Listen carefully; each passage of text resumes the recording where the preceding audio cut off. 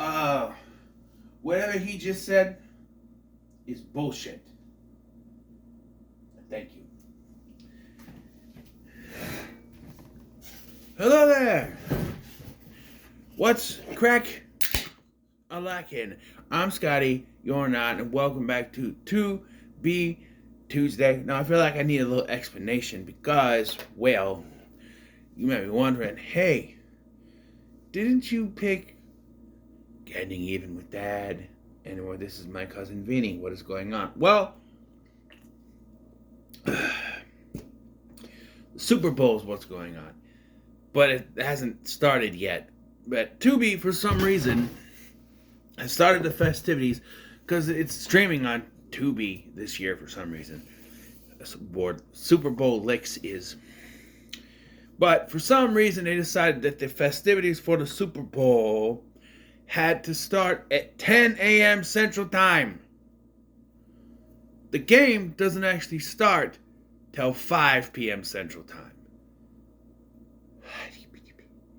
Try to make sense of that. Why you have to start festivities. And of course, the almighty Tubi says you cannot do anything when we are live streaming sports. Or you can watch a movie. But for some reason you can't search for anything and you can't go into your stuff that you saved. This is the more I think about it, the more bullshit it is. Like, you're still allowed to watch a movie, but you can't go into your stuff and pick one of the movies you have. You can't search for it. You have to go what's on the home screen, or you can go into the movies section. But I just don't understand why you can't do the others. It's confusing. So because I couldn't go and pick one of the ones that I have in there, I had to look on the movie section and find one of my movies that I have picked, which the first one I came across was My Cousin Vinny. So we're talking about that. But here's the situation, okay? I have decided that you see he's empty. I got rid of him. I am foregoing the rest of my list. I'm still going to do 2 more. But I'm going to have to,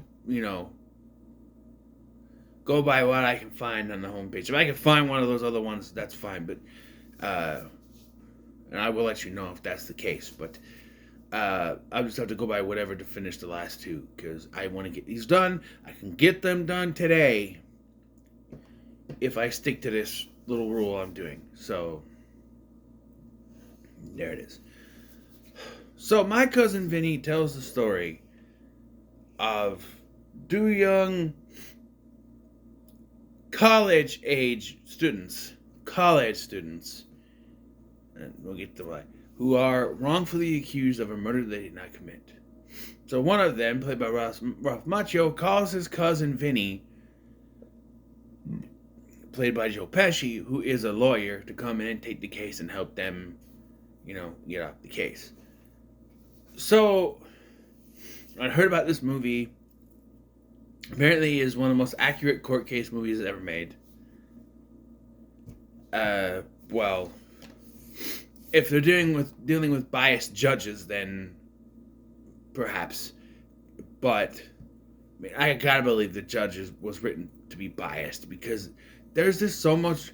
This movie is not that long. It's over an hour and a half, but I feel like there's a lot of bullshit in here.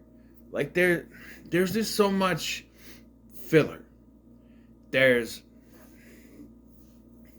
a couple of running gags. One where Vinny can't get to sleep because he's not used to the southern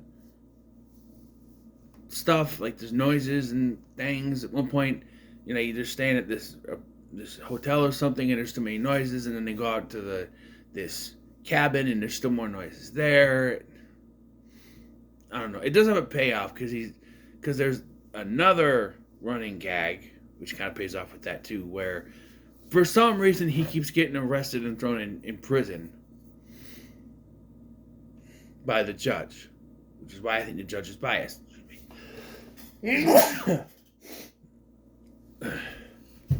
Pardon me.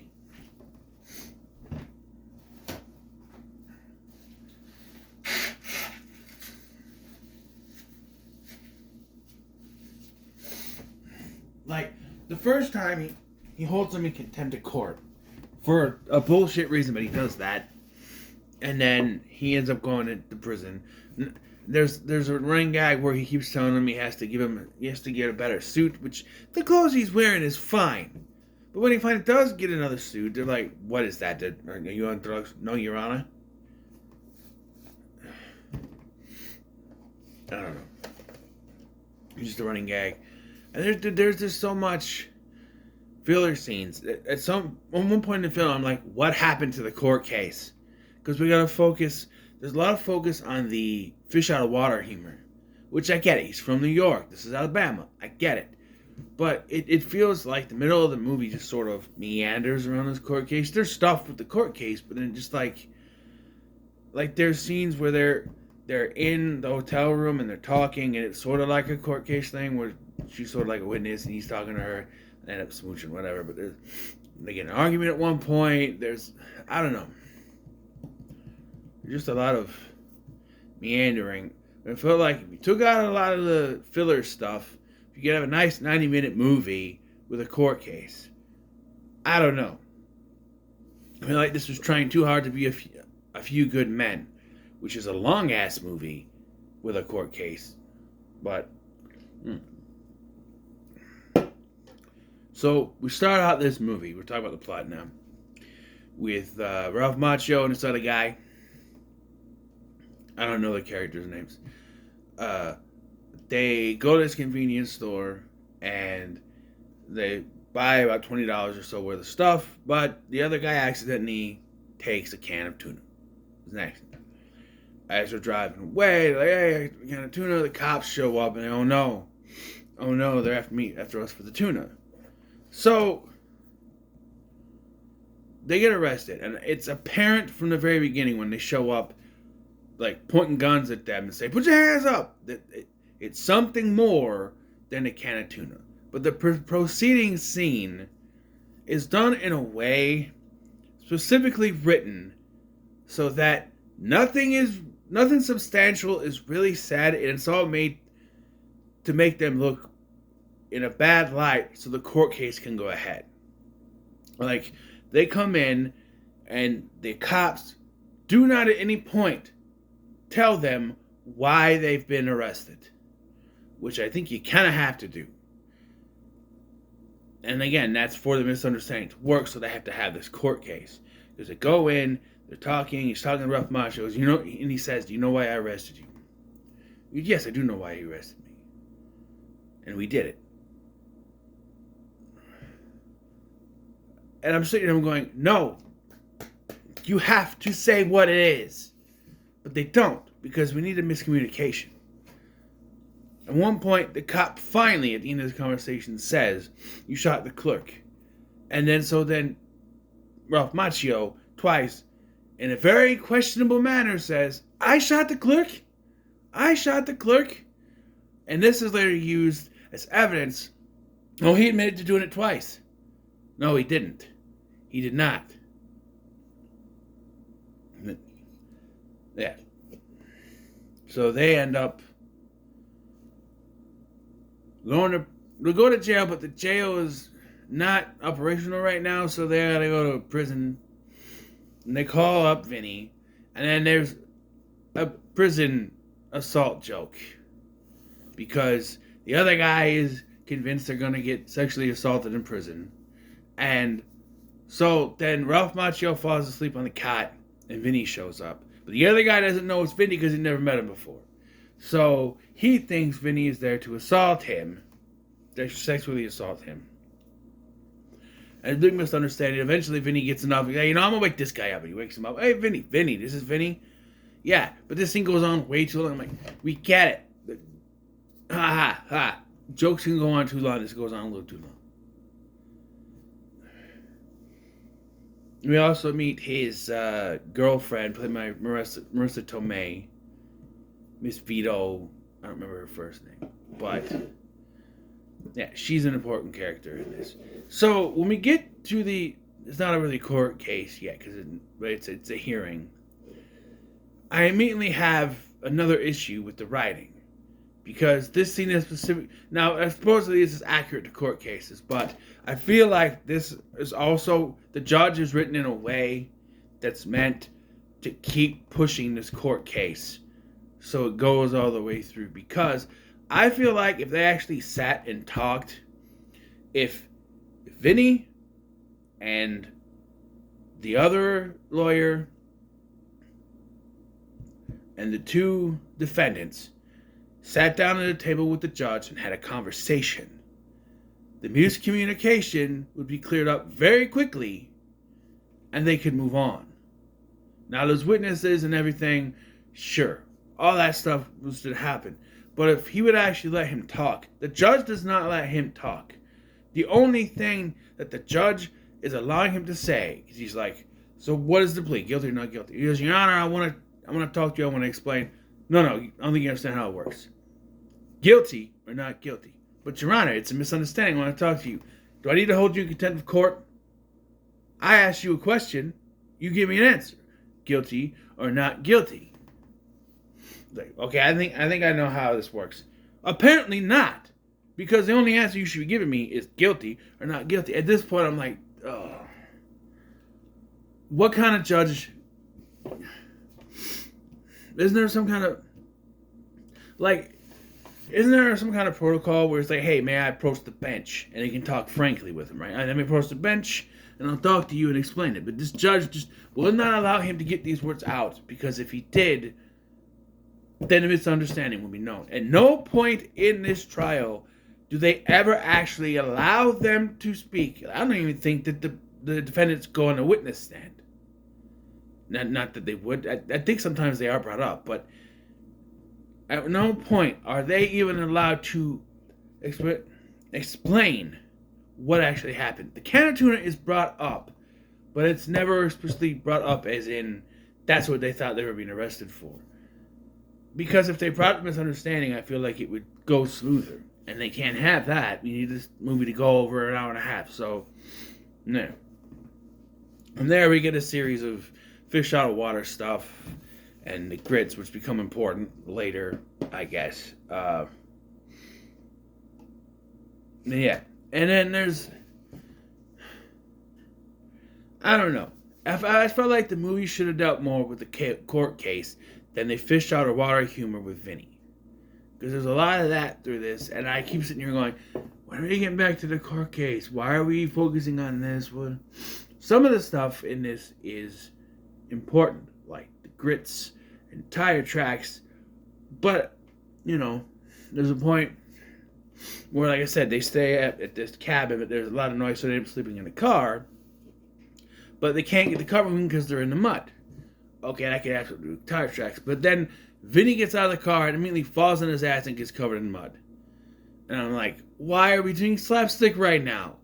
We should be focusing on a court case. But he just keeps going, whittling down, you know. There's also a running joke where he keeps telling the judge that Vinny Gambino is not his real name, and it's a stage name he made, and his real name is like Johnny Gallo or something, and they said, no, it's Johnny Callow. Gallo with a G? No, it's Johnny Callow with a C. I don't know why that's in there either. Because they don't want the judge to know that this is his first court case. But what is he going to do? Throw it out? Everyone's got to have a first court case, right? And they penalize him for that? And again, there's also a running joke where he keeps getting thrown in prison. I do like the one where he's like, nah, I'm just gonna. There's my stutter. No, I'm just gonna stay in prison, you know. And he does sleep better in there. At one point, the other guy, it's not Ralph Macchio, was like, I don't trust your cousin anymore. I'm gonna hire a public defendant, who is the Santa Claus from Christmas with the Cranks. And it's like, okay, this guy's gonna get the job done. And then when he takes the witness stand, he stutters worse than Michael Palin in A Fish Called Wanda. Oh my God. Michael Palin stutters throughout the entire movie of A Fish Called Wanda. This guy's on the screen for 5 minutes. I want to jump out the window. At one point, I'm sitting here going, can we just fire him? And, no. He goes through this whole thing, and people are just like... And then Vinny comes up, states his case, does his thing, and, makes it known that he's got a firm hold on this. And the other guy's like, I want him back. Yeah. So it comes down to tire tracks. So they say... And by the way, I don't understand what they're talking about with the car. Because I swear their car was yellow, but they keep saying it's mint green. Maybe it's a faded mint green, but it looked yellow to me. And they say that it's the exact same car. These witnesses come up and point out those two guys, and I'm like, so they're being paid to say this, right? It's a fix. It's gotta be for every witness to come up and point at these exact people.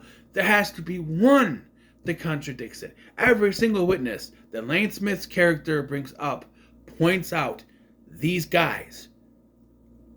At no point does the judge, unless he's also biased, because he seems very biased for some reason. Also very discriminating against New Yorkers, by the way. It's just, at one point, I'm just like, they have to make these characters like this for the court case to proceed, I guess. I don't know. But then, in one fell swoop, it seems like, Vinny comes in and he basically tears down these witnesses. Like, oh, you saw these people through your window. What's that in the window? Dirt. And what is this gunk on it? Shutters gunk. Oh, what are these things here in front of your window there? Trees. And what are the little 30 or 40 of those things on the trees? Leaves. So you're telling me that you could see the defendants through the trees, through your dirty little window, and you can still point them out, I guess. And then there's another lady who also pointed them out, and he points out that her eyesight is bad. As soon as she put on those Coke bottle glasses, it's like, if I was a judge, I'd be like, okay, dismiss that. Get rid of her. He realizes that his girlfriend, who is mad at him at this point, and at this point, I'm sitting here, I'm like, so her being mad at him is just to stretch this out, right?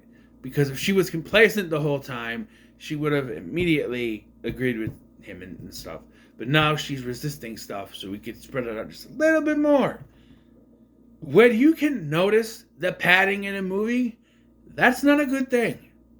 So maybe if you're going to put padding in a movie, make it a little bit less conspicuous. Okay, film directors? I'm just saying. Eventually, she points out she's a car expert because her whole family is mechanics except for her, apparently. She's a out-of-work hairdresser. She points out, because, there's a whole thing where Lane Smith comes up and he asks her to identify a make and model tire on this car. She goes, I can't do it. It's a trick question. Why is it a trick question? Because they didn't make that year. They made it in this year. And when it was that year, it'd be this, and this. Okay, she can. So then he brings the picture to her, and they show it, and he's like, no, those are not the tires. It wouldn't be on that car. It's on another car. At this point, he's also talked to the sheriff, played by Bruce McGill, to run down a make and model of another car, which he already knew, even though she doesn't name it till after he's already gone. So maybe he's able to figure it out. I don't know. Maybe there was a scene earlier that she explained it. I don't know. But she gives her little testimony. He's like, Your Honor. And then the sheriff comes in. And the sheriff comes in and he says that there were two young men matching the defendant's descriptions arrested a few days ago in a mint green version of the car that Marissa Tomei said. And they had the .57 Magnum, which was the gun that shot the guy. Case dismissed. And then this is another joke because he's got to get out of there by 3 o'clock so he doesn't get pinched for lying to the judge. But I'm sitting here, as he tries to leave, everybody's shaking his hand and hugging him, and I'm just like, let the movie end, please. It's a gag that he's trying to get out of there, so people keep stopping him. but it's also stopping us from finishing this movie. And at this point, I'm already thinking the movie is taking too long to get through this court case. And now it's taking too long to get to the ending and the credits. But eventually, he does get to his car, and apparently Marissa Tomei is called in a favor. A favor. Yeah. From someone, another judge, to lie to this judge. And, oh, you're such a prominent lawyer. Again, what is the deal? I guess lying would do something. Probably get thrown back in jail. Which I thought is where it was going to. Like, he's going to get caught, thrown back in prison one more time. But no, they get away, and he's going to marry her, which was the promise once he won his first court case. And she's like, marry you? Nah, that's bullshit. You can't even do... You can't even win a court case by yourself. What a fucking loser. But, you know, and I guess they would end up together. I don't know. There's not a running gag, but a subplot where she was screwed out of $200. She made a bet. She won, but they refused to give her $200. So there now becomes a running joke where he keeps trying to get the $200. Say, hey, so you got $200. Either you give me $200 or I can kick your ass. Or I can kick your ass and take $200. And then by one point he's had enough, and he's like, I got the $200 now. You think you kick my ass? He just like jumps on the guy and takes the $200. So, yeah. Yeah. I'll say this is pretty good. And yes, I already called out one line in the intro of this, so I'll do the other one. Your Honor, these two Utes. The what? Huh? The two what? What? You said these two what? Oh, the two Utes. What's a Ute? Oh. Pardon me, Your Honor. These two youths. Oh. He's from New York. I don't know. Those are the two lines. Well-known lines. With the two Utes, and everything that he just said is bullshit. Because, and the context of that is that the reason he says that is because of, you know, not being able to get to sleep, of which I can understand. He's fallen asleep in court. I never fallen asleep in court. So he doesn't know anything that, I call him Jack, but that's not his name, that Lane Smith has said. So his only response can be, whatever that guy just said is bullshit. Thank you. It's pretty good. I enjoyed it. I don't know what the next one will be. Maybe it'll be one of the ones I picked. Maybe it'll begin with that, or I can find. Maybe it'll be something else. I don't know. Only time will tell. But anyway, what are your thoughts on My Cousin Vinny? Let me comment below, like, share, and subscribe. Thanks for watching. I'm Sky, and I'll see you in the next one.